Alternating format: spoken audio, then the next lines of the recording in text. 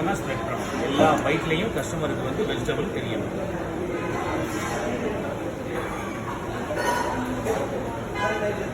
ஏனை போட்டிருக்கோம், கேப்சிகம் போட்டிருக்கோம், கேரட் போட்டிருக்கோம், டொமேட்டோ போட்டிருக்கோம், ஆனியன் போட்டிருக்கோம். கேபேஜ் அவாய்ட் பண்ணிக்கலாம், ஆப்ஷனல் தான். போட்டால் கம்மி அளவில் சேர்த்துக்கலாம். மின்ட் மயோனைஸ் போட்டுக்கலாம். இதுலேயும் உங்களுக்கு ஸ்பைஸியாக வேணா செஸ்வான் போட்டுக்கலாம், பீஸா சாஸ் போட்டுக்கலாம். மார்க்கெட்டில் என்ன சாஸ் அவைலபிளோ, என்ன உங்களுக்கு சூட் ஆகுதோ, என்ன வேணாலும் யூஸ் பண்ணிக்கலாம். வெஜிடபிள் வந்து போதும். பார்த்தீங்கன்னா உருக்கில் வந்து விஜயா ஹால்டிராமில் ரொம்ப நல்லாயிருக்கும். நிறையா பிராண்டில் கிடைக்குது.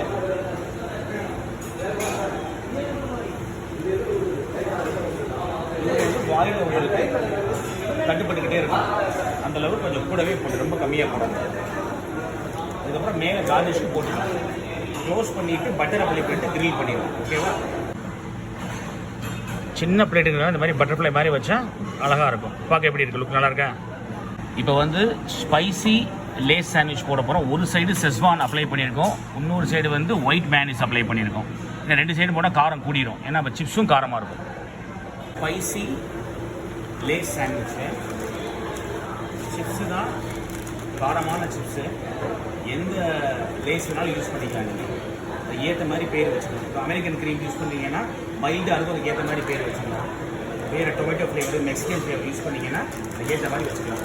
ஒரு பேக்கெட் சிப்ஸ் போட்டலாம், ஓரளவுக்கு உள்ளே போட்டுட்டு மேலே பாக்கி கார்னிஷ்க்கு வச்சுக்கலாம். ஓகேவா? இப்போ கார்னிஷ்க்கு இந்த மாதிரி மேலே பாக்கி இருக்க லேஸை தூவிடலாம். பார்க்க கொஞ்சம் அழகாக இருக்கும். இது வந்து நீங்கள் என்ன க்ரஷ் பண்ணி நொறுக்கி கூட போடலாம். நொறுக்கி போட்டாலும் இன்னும் நல்லாயிருக்கும். நொறுக்கி க்ரஷ் பண்ணி போடலாம். சாஸ் பாக்கெட்டும் வைக்கலாம், சாஷே வைக்கலாம். இல்லை நீங்கள் சாஸ் தனியாக பவுலில் போடலாம். இதுலேயே சாஸ் நீங்கள் ஊற்றலாம், இதுலேயே சாஸ் ஊற்றிக்கலாம். ஆந்திரா முறுக்கு சாண்ட்விச் என்ன யூஸ் பண்ணுறோம்? ரிங் முறுக்கு யூஸ் பண்ணுறோம். வேறு முறுக்கு யூஸ் பண்ணிக்கலாம். இது ஒரு 6லேருந்து 8 வைக்கலாம், 9 வைக்கலாம். ஓகேவா? 9 வச்சு காட்டுறேன். என்ன ரேட்டுக்கு விற்கிறீங்கிறத பொறுத்து, என்ன ப்ரெட்டு சைஸ் நீங்கள் யூஸ் பண்ணிக்கிறத பொறுத்து. ஸோ 9 ரிங் முறுக்கு வச்சாச்சு. இதுக்கு பேர் என்ன? ஆந்திரா ஸ்பைசி முறுக்கு சாண்ட்விச் சொல்லலாம், ஆந்திரா முறுக்கு சாண்ட்விச் சொல்லலாம். லேசாக சால்ட்டு பெப்பர் லேசாக தூக்கிடுங்க, ரொம்ப வேண்டாம், ஏன்னா சாஸ்லேயே ஃப்ளேவர் இருக்கும். ஓகேவா? யூஸ் பண்ணிட்டு பட்டர் அப்ளை பண்ணிவிட்டு 180 டிகிரியில் க்ரில் பண்ண வேண்டியதுதான். ஓகேவா? இது ஃப்ரைட் மோமோஸு. ஒன்று வந்து செஸ்வான் சாஸ் வச்சு நீங்கள் ட்ரை பண்ணி பார்க்கலாம், இன்னொன்று வந்து சீசி மயானிஸ் டிப்பு. இது ரெண்டையும் ட்ரை பண்ணி பாருங்கள், உங்களுக்கு டேஸ்ட் டிஃப்ரென்ஸ் என்னன்னு சொல்லுங்கள். சின்ன குலோப்ஜாமுங்கிறதுனால 3 பீஸ் போட்டிருக்கோம், 1.5 ஸ்கூப்பு, 250 ml கிளாஸ்க்கு இது கரெக்டாக இருக்கும். சரிங்களா? மேலே வந்து வெர்மிசெலியும் கலர் பாலும் தூவி கொடுக்கலாம். பார்க்க அழகாக இருக்கா?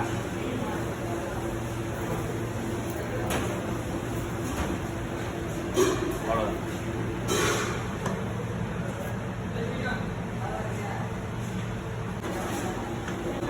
இந்த KitKat shake, Oreo shake, brownie shake எல்லாத்துக்கும் நீங்கள் இது யூஸ் பண்ணிக்கலாம், இந்த மெத்தட். ஓகேவா? போதும், ரொம்ப வேஸ்ட் பண்ண வேண்டாம். ஓகேவா? கிட்கேட் ஷேக் அடிச்சாச்சு, 200 ml கிளாஸில் போடணும். ஓகேவா? குவான்டிட்டி பாருங்கள், கரெக்டாக இருக்கா? ஒரு 1/2 inch வந்து கேப் இருக்கணும், ஏன்னா ஸ்டாஃப் கொண்டு போகும்போது சிந்தியும். கார்னிஷ் இதை வச்சிடலாம். இதுக்கு மேலேயும் சாக்லேட் சாஸ் கொடுத்துருவோம்னு ஆசைப்பட்டீங்கன்னா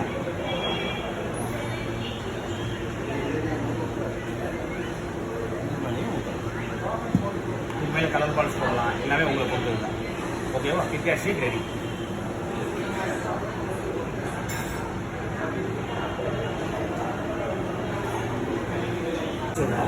இது வந்து ஓரியோ ப்ரௌனி, ஓரியோ க்ரஷ் பண்ணி போட்டுருக்கோம். ஓகேங்களா? அது ஓரியோ க்ரஷ் பண்ண ப்ரௌனி. இது வந்து ஜிம்ஜாம் பிஸ்கெட்டு, பார்க்குறதுக்கு மினியன் மாதிரி எவ்வளோ அழகாக இருக்குது பார்த்தீங்களா? இது வந்து ஜிம்ஜாம் ப்ரௌனி. இது வந்து கிட்கேட் ப்ரௌனி, மேலே கலர் பால்ஸு சாக்லேட் சாஸில் இப்போ கார்னிஷ் வந்து நம்ம போடுவோம். ஓகேங்களா? இந்த மாதிரி பர்பன் பிஸ்கெட் வச்சு போடலாம். நீங்கள் எந்த பிஸ்கெட்டை வச்சு வேணாலும் இந்த மாதிரி வந்து கூகே ப்ரௌனிஸ் கிரியேட் பண்ணலாம். பிஸ்கெட் ரேட்டுக்கு ஏற்ற மாதிரி, சாக்லேட் ரேட்டுக்கு ஏற்ற மாதிரி ப்ரைஸிங் வச்சுக்கலாம். ஓகேங்களா?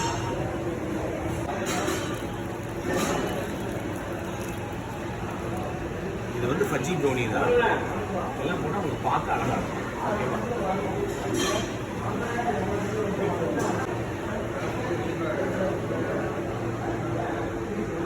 இது வந்து சாக்லேட் ரிப்பன்னு சொல்லுவோம்.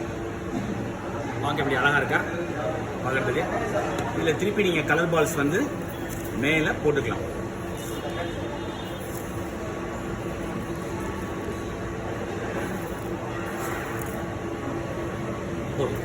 ஓகேவா?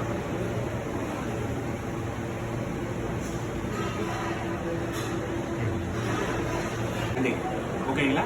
அந்த கார்னிஷ் வந்து மேலே ஒரு குலோப் ஜாமுன் வைக்கணும். லேசாக அமைக்கிறீங்க, அப்புறம் உள்ள உட்காரும். இது கலர் பால்ஸ் போட்டு கார்னிஷ் பண்ணால் பார்க்க அழகாக இருக்கும். இது நீங்கள் ஃப்ரீசரில் ஸ்டோர் பண்ணிக்கலாம். இப்போ இதே ரசமலாய் போட்டிங்கன்னா ரசமலாய் சண்டே, மைசூர் பாகு போட்டால் மைசூர் பாகு சண்டே, ஜிலேபி போட்டால் ஜிலேபி சண்டே, ரசகுல்லா, ரசமலாய், இந்த மாதிரி எத்தனை ஸ்வீட் இருக்கோ நீங்கள் ட்ரை பண்ணி உங்களுக்கு சூட் ஆனிச்சுன்னா உங்கள் கேஃபேயில் வைக்கலாம். புரிஞ்சுதா? பார்க்க அழகாக இருக்கா? இது ரெடிமேட் டப்பா, 5 ரூபா ஒரு ரெடிமேட் டப்பாவில் வாங்கி நீங்கள் லைட்டாக க்ளோஸ் பண்ணி வச்சுக்கலாம்.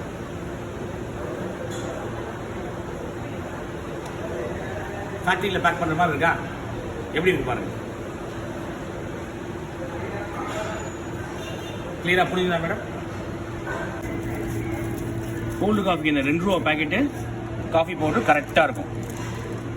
ஓரியோ கோல்டு காஃபி, இதில் வந்து நம்ம காஃபி பவுடர் தான் யூஸ் பண்ணிக்கலாம். காஃபி சிரப் யூஸ் பண்ணுவாங்க. காஃபி சிரப் யூஸ் பண்ணால் 10 ரூபா சார்ஜ் ஆகும். இது கிட்டத்தட்ட உங்களுக்கு 2 ரூபா தான் packet charge. So production cost கம்மியானதான் கஸ்டமர்கிட்ட வந்து நீங்கள் கம்மியாக சார்ஜ் பண்ணலாம். புரிஞ்சுதா? எந்த பிஸ்கெட் யூஸ் பண்ணாலும் எப்படி வேணாலும் போடலாம். ப்ரௌனி யூஸ் பண்ணி போடலாம். ஸோ ப்ரௌனி கோல்டு காஃபி ஆகிடும். ஜிம்ஜாம் யூஸ் பண்ணி போட்டால் ஜிம்ஜாம் கோல்டு காஃபி ஆகிடும். கிட்கேட் யூஸ் பண்ணி போட்டால் கிட்கேட் கோல்டு காஃபி. புரிஞ்சுங்களா?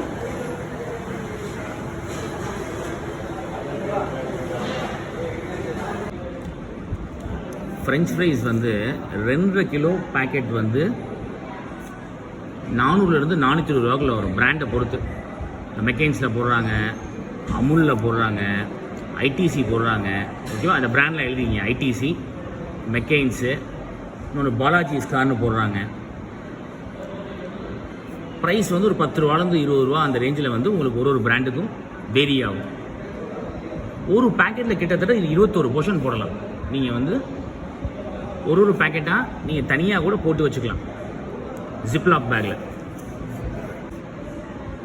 உங்களுக்கு 120 கிராம் ஃப்ரெஞ்ச் ஃப்ரைஸ் வந்து கிட்டத்தட்ட உங்களுக்கு 20 ரூபா 21 ரூபா சார்ஜ் ஆகுது.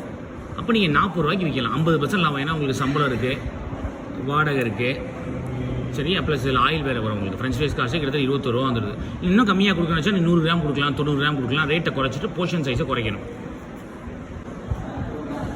பெரி பெரி வந்து கிலோ வந்து கிட்டத்தட்ட பெரி பெரி போடுறது வந்து 600 ரூபா வருது. நீங்கள் வந்து ரேட்டு வந்து ஒரு 10 ரூபா எக்ஸ்ட்ரா வச்சுக்கலாம். பெரி பெரி ஃப்ரைஸ்க்கு 10 ரூபா எக்ஸ்ட்ரா வச்சுக்கலாம். 5 ரூபா கொஞ்சம் கம்மியாக இருக்கும், நீங்கள் 10 ரூபா எக்ஸ்ட்ரா வச்சுக்கலாம். நீங்கள் 40 ரூபா விற்கலாம். எப்படி கொஞ்சம் வெஜிடபிள் போடுறீங்க, உங்களுக்கு கேஸ் செலவோ இல்லை இண்டக்ஷனில் பண்ணால் கரண்ட் செலவோ இருக்கு இல்லையா? மினிமம் 40 ரூபா உங்களுக்கு பட்ஜெட்டாக கொடுக்குன்னா 40 ரூபாவில் ஸ்டார்ட் பண்ணலாம். அப்போ இது நீங்கள் பெரிய பெரிய மேகினா ஒரு 5 ரூபாலேருந்து 10 ரூபா ஏற்றிக்கலாம். இதே நீங்கள் சிக்கன் மேகி பண்ணுறீங்க அப்படின்னா நீங்கள் வந்து ஃப்ரைஸ் வந்து வாங்கி சிக்கன் ஃப்ரைஸ் தனியாக மேலே போட்டு ஃப்ரை பண்ணி கொடுக்கலாம்.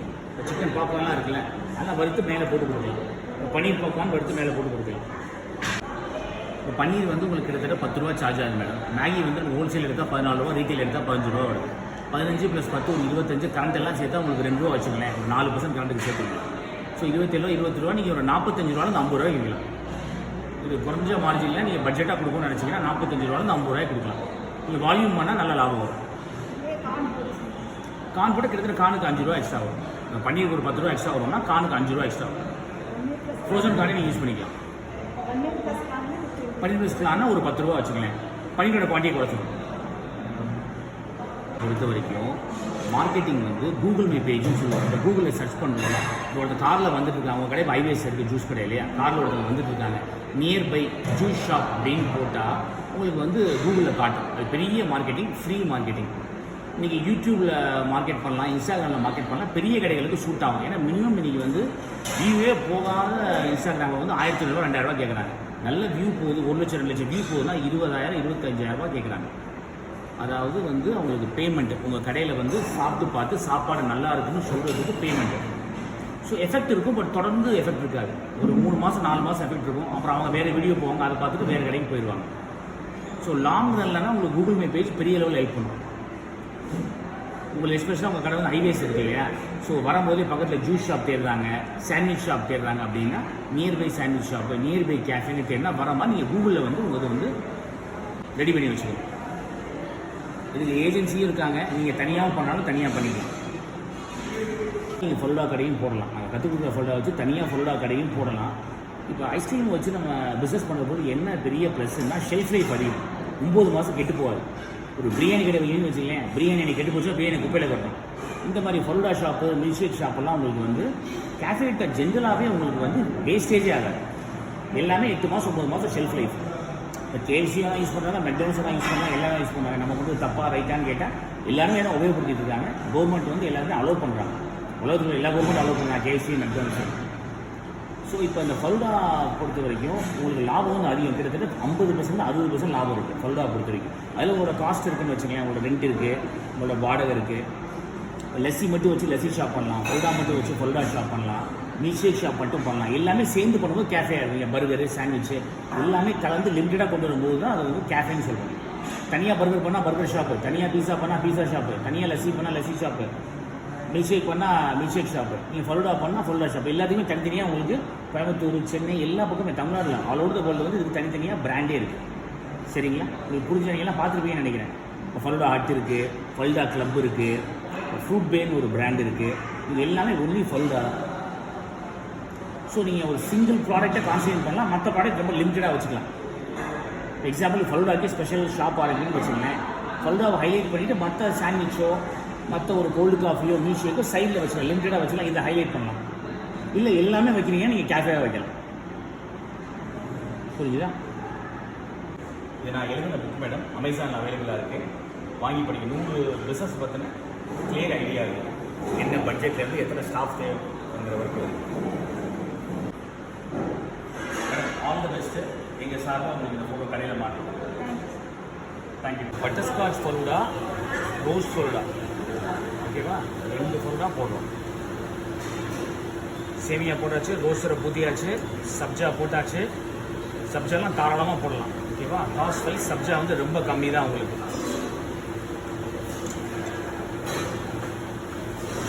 ஓகே, ஃப்ரெஷ் ஃப்ரூட்ஸ் வந்து என்ன வேணாலும் போடலாம். ஃப்ரெஷ் ஃப்ரூட்ஸ் போடாட்டி ஜெல்லி கூட யூஸ் பண்ணி போடலாம். நம்ம வந்து கட் ஃப்ரூட்ஸ் வச்சுருக்கோம், இல்லை கிவி, கிரேப்ஸு, மஸ்க் மெலனு எல்லாமே ஆட் பண்ணியிருக்கோம், ஓகேவா?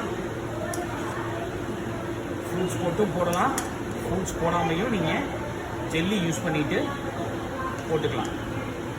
ஆப்பிள் யூஸ் பண்ணலாம், கிரேப்ஸ் யூஸ் பண்ணலாம், மஸ்க் மெலன் யூஸ் பண்ணலாம், கிவி யூஸ் பண்ணலாம். ஓகேங்களா? புரிஞ்சுதா மேடம்? பாம்பே ரோஸ் ஃபலூடா, இது வந்து பட்டர்ஸ்காட்ச் ஃபலூடா. இந்த மாதிரி ஐஸ்கிரீம் ஃப்ளேவர் மாற்ற எத்தனை ஃபலூடா வேணாலும் போடலாம். ட்ரை ஃப்ரூட்ஸ் யூஸ் பண்ணிக்கலாம். புரிஞ்சுதுங்களா? ஓகே, கேள்விப்பட்டிருக்கீங்களா? லண்டன் ஸ்ட்ராபெரி கேள்விப்பட்டிருக்கீங்களா?